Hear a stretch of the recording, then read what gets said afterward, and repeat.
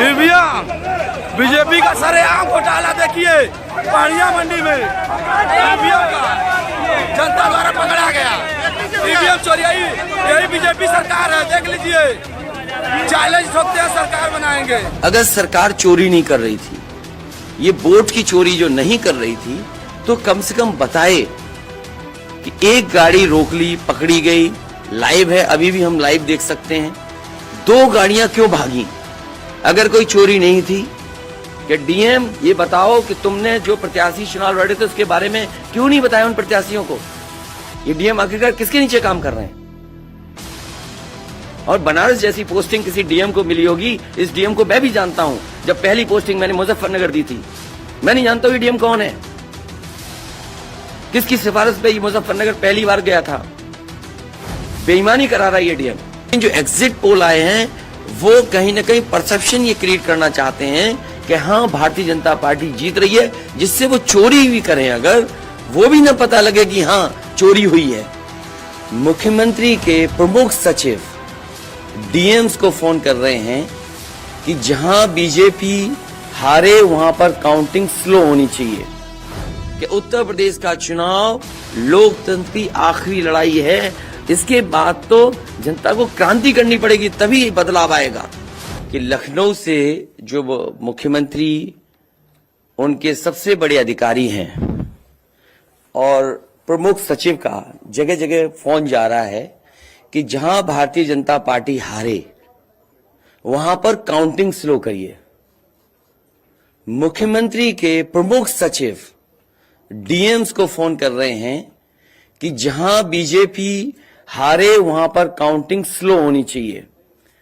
और यही नहीं, अगर हम पिछला चुनाव देखें तो जो भारतीय जनता पार्टी की हार हुई है, 47 सीटें ऐसी हैं पिछले चुनाव की जहां पर 5000 वोट के कम फासले से भारतीय जनता पार्टी जीती है।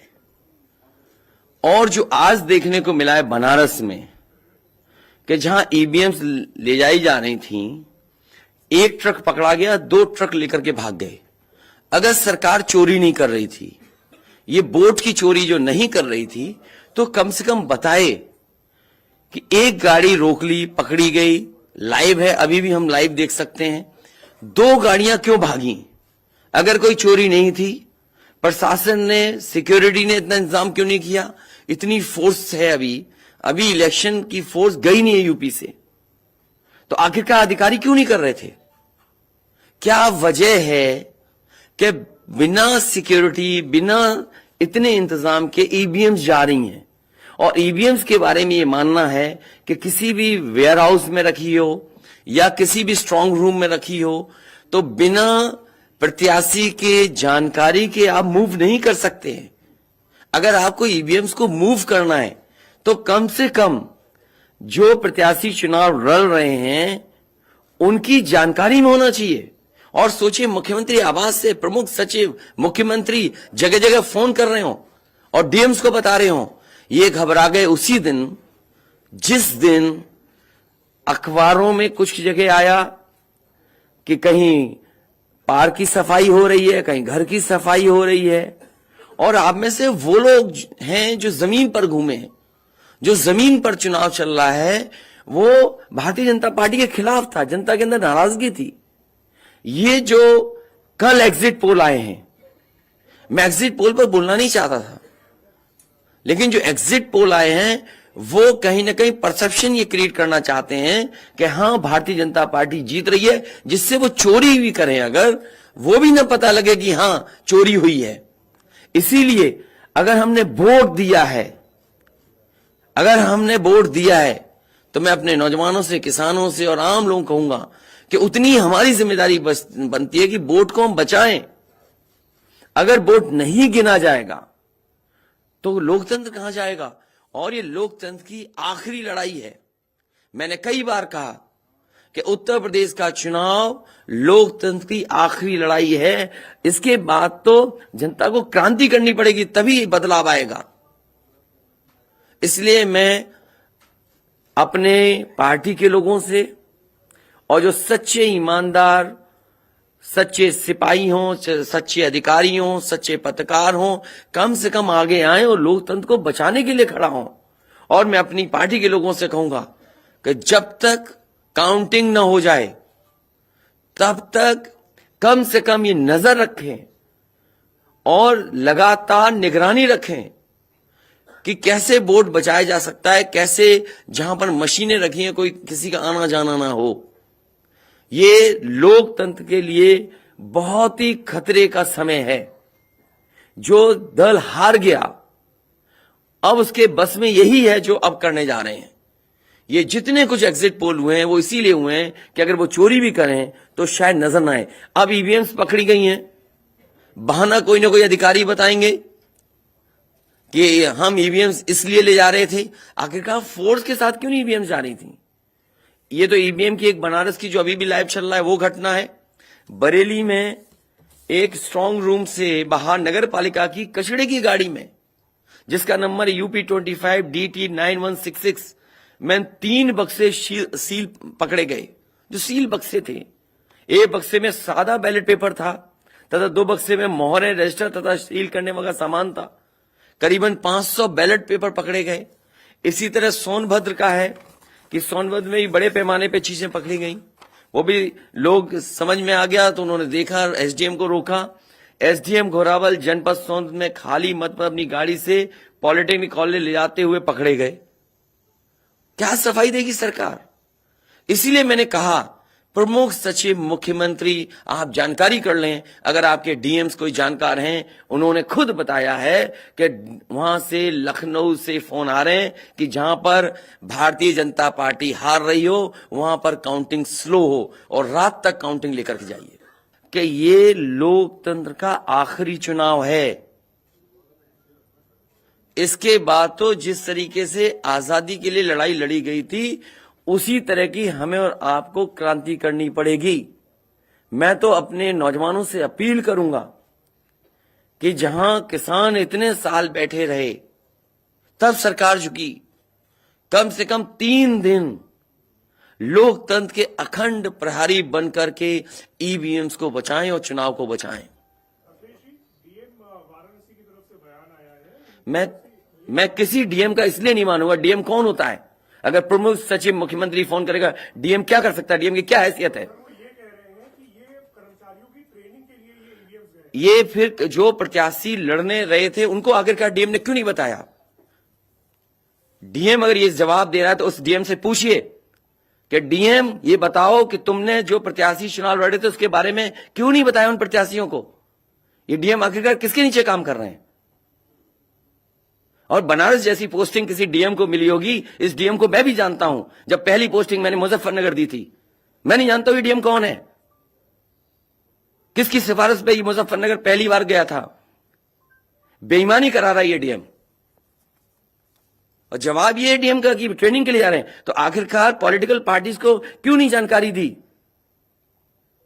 क्या जवाब है उनके पास इसका? और जब बाकायदा गाइडलाइन लिखी हुई है यहां पर कि आप ईवीएम्स का मूवमेंट नहीं कर सकते, आप कैसे ईवीएम का मूवमेंट कर रहे हैं? आप पूछिए जिन्होंने दिया बयान। अरे भाई मैं तो कह रहा हूं किसी आपने जो पॉलिटिकल चुनाव लड़ रहे हैं उनके बारे में क्यों नहीं बोल रहे हैं आप? और आप भी डीएम की बात को मानते हो?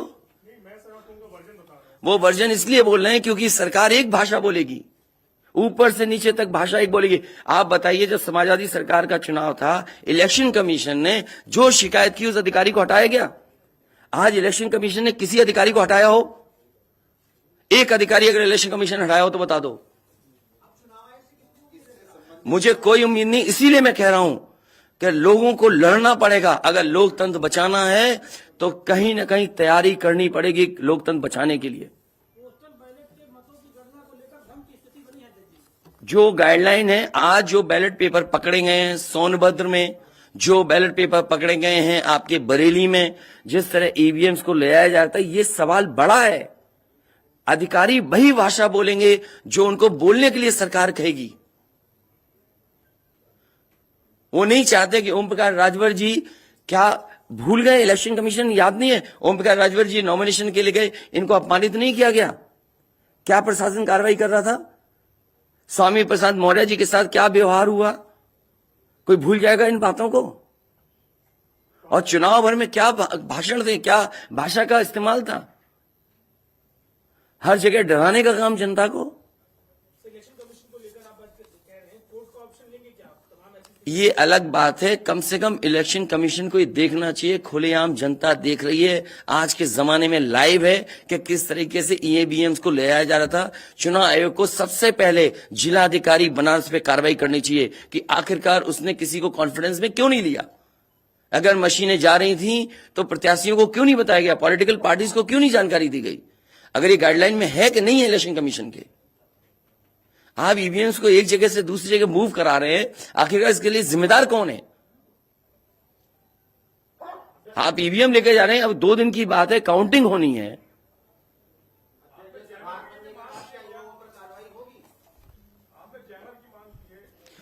जैमर इसलिए कि कई लोग आशंका इस बात की व्यक्त कर रहे हैं कि हो सकता है कि टेक्नोलॉजी ऐसी हो जहां पर मैनिपुलेशन किया जा सके, इसलिए कहीं ना कहीं देखा जाना चाहिए इस बिंदु को भी। तो यही तो तरीका है, जो लड़ रहे हैं उनके बेटे ही तो लड़ रहे हैं चुनाव, जहां की ईवीएम्स पकड़ी गई हैं। और भविष्यवाणी एग्जिट पोल में कैसे आ सकती है? पॉलिटिकल लीडर्स जो बातें कहें, सत्ता के लोग बैठे हुए, वो एग्जिट पोल में कैसे दिखाई दे रहा है? प्रशासन और सरकार की जो चोरी है इसमें एग्जिट पोल के टेलीविजन चैनल शामिल है। आपको ये देखना चाहिए, जो एग्जिट पोल कर रहे हैं क्या मुनाफे के लिए कर रहे थे? जो कंपनियां बड़ी बड़ी, सर्वे का पैसा कौन दे रहा है उनको? और जो डेटा दिया है चैनलों को, फ्री दिया गया है कि उपहार में दिया गया है, वो अलग बिंदु है। कोई इतनी बड़ी एक्सरसाइज कर रहा है, उसका फाइनेंशियल बर्डन कौन उठा रहा है?